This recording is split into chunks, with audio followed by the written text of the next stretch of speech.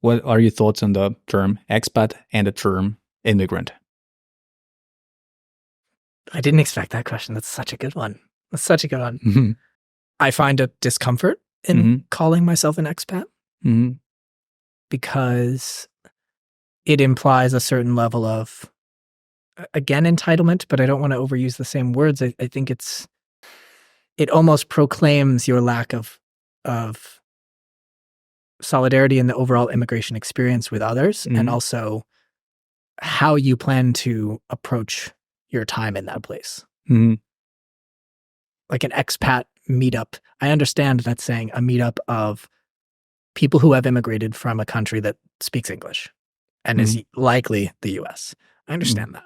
But I haven't found myself in those circles very often where I'm enjoying my time. And one of the organizations that I've worked with for a long time is it's called Skip the Small Talk, and it's basically having deep conversations with strangers. Okay. Maybe I'll give you a card. I brought it. Maybe I'll give you a card to answer at one point, whether or not it makes it in the ending. But I for all of my hopefully not over the top self-criticism in this conversation thus far, one thing that I feel has always been really important to me is being able to have fun questions that don't feel like this basic expected small talk type of thing. I feel like what I can expect from an expat circle or expat meetup is definitely small talk and definitely conversations that maybe don't align with how I enjoy social time with people. Yeah. I just if something's branded with that name, I just probably won't go. Yeah. You know? Nor do I want to be considered that. Yeah, I just use the term expat if I want to apply for a flat or something like that. Expat. And then somehow they read it differently. But that's part of that privileged part that you're talking about. Sometimes I think there's this, there are stereotypes, but also for instance, you know that some people from United States, sometimes when they travel to another country, they see these two lines, for the passport check, and then they think that they are not foreigners.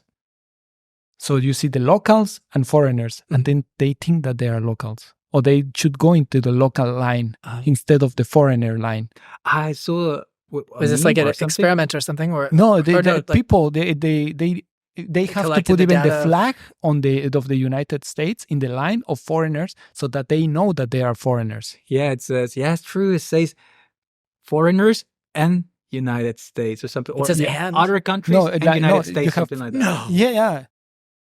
Because it says European Union, all countries, and United States. Yeah. So I wanted to ask you about what do you think about these stereotypes about United States? Yeah, I think there's probably always some level of over-exaggeration to a stereotype, at least to get a good laugh out of it, but they all come from somewhere, right? My first experience living outside of the country was how I learned Spanish. I was studying abroad in South America and then in Central America for another summer program. And this was a place where, for instance, the undoing of calling the country I come from America, period, changed distinctly. Because if you're traveling around, including where both of you are from, it's like, well, this is also America. That's a continent. I don't know if you noticed that I said all the times I said United States when I was referring to in the United States or from the United States.